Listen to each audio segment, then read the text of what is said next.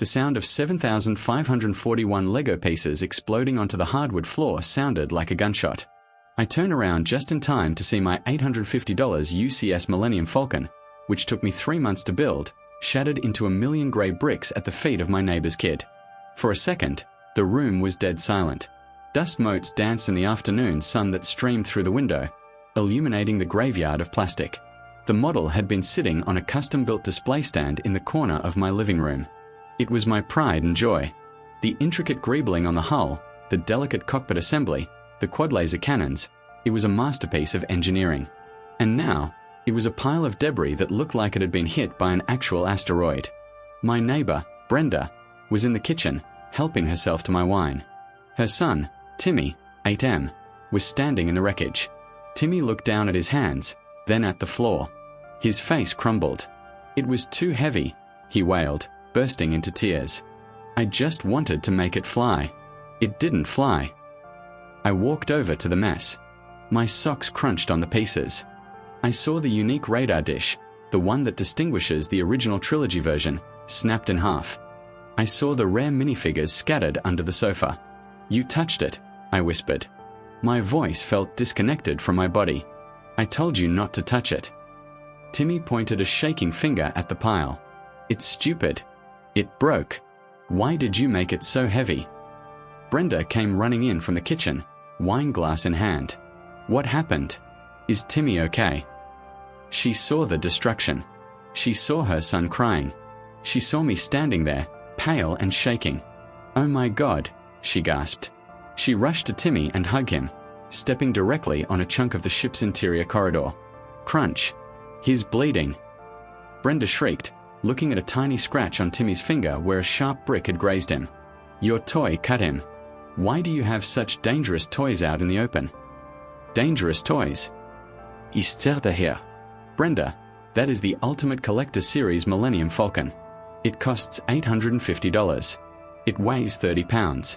It is not a toy. It is a display model." "Well, it looks like a toy," she snapped, inspecting Timmy's finger like it was a war wound. "And you know Timmy loves Star Wars. You practically baited him into playing with it. You should have put it away if you didn't want it played with."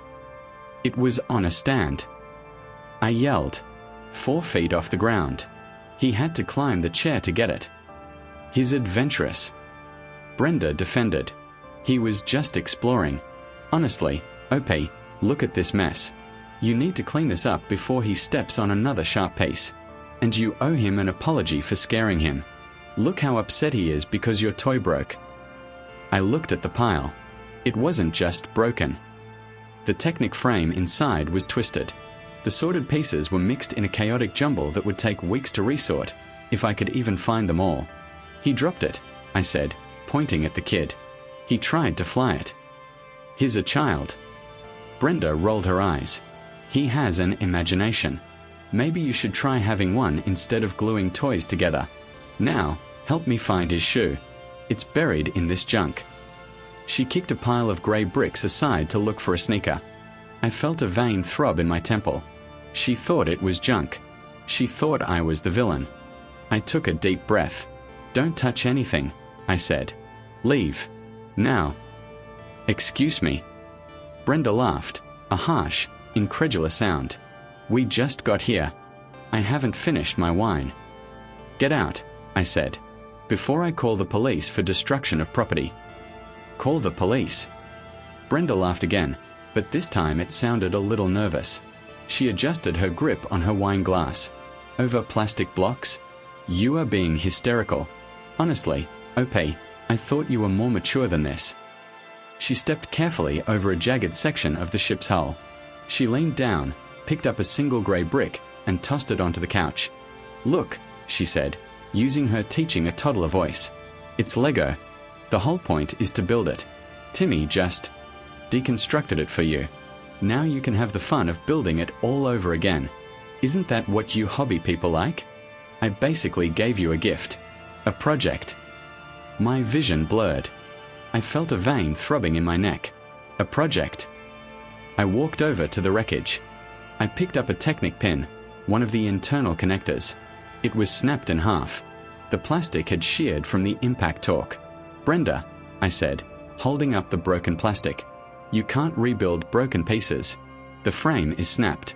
And even if it wasn't, this set has 7,541 pieces. It took me 40 hours to build. It took me months to sort. You think sorting a mixed pile of 7,000 grey pieces is fun? You have too much free time, she scoffed. Maybe if you had a girlfriend or a real job, you wouldn't be crying over a spaceship. It's a toy, OP. It's for children. Timmy was just playing with it the way it was meant to be played with. It is a display model, I gritted out.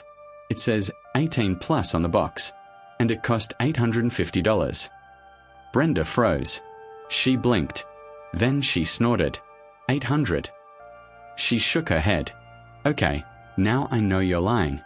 I buy Timmy Legos all the time. A box is like $20, maybe $50 for a big one. Stop trying to scam me just because you're mad. I am not scamming you, I said. I pulled out my phone. I opened the Lego website. I found the UCS Millennium Falcon. I shoved the screen in her face. Price, $849.99. Brenda looked at the screen. She squinted. Then she pushed my hand away. That's ridiculous, she said. Only an idiot would pay that for plastic. That's your fault for being irresponsible with money. I'm not paying for your bad financial decisions. You are paying for the destruction of my property, I said. You brought your unsupervised child into my home. He climbed furniture to reach a high shelf. He destroyed an asset worth almost $1,000. You owe me the money. I am not giving you a dime, she shrieked, finally losing her cool composure. It's a pile of bricks. Sweep it up and build a castle. Or a car. That's what Legos are for. You're just trying to extort a single mother because you're a greedy man-child. Timmy, sensing the tension, started kicking the pile again. I want to go home. This house is boring. We are going, baby, Brenda said, glaring at me. Your uncle is being a bully. I'm not his uncle, I said coldly. We are neighbors. And if you walk out that door without arranging payment, you won't be my neighbor much longer. You'll be a defendant. Sue me, she spat. Go ahead. Tell a judge you're crying about Star Wars toys. See how that goes. She grabbed Timmy's hand. They marched to the front door. As they left, Timmy grabbed a handful of pieces, rare printed tiles from the cockpit, and stuffed them in his pocket. Empty his pockets, I ordered. No. Brenda yelled, pushing past me. He needs a souvenir for the trauma you caused him. The door slammed. I stood alone in the silence. The sun was setting, casting long shadows over the graveyard of grey plastic. She thought it was a joke. She thought I was an idiot for buying it. I looked at the snapped frame. I looked at the hours of work lying in ruins. I wasn't going to rebuild it. I was going to bag it, tag it, and bring the entire pile into a courtroom. I spent the next 3 hours on my hands and knees. I wasn't rebuilding. I was cataloging evidence. I weighed the debris. I checked the inventory list against what was on the floor. It wasn't just the broken frame. The unique printed radar dish was missing. The Leia minifigure, worth $80 on its own, was gone, likely in Tim's pocket.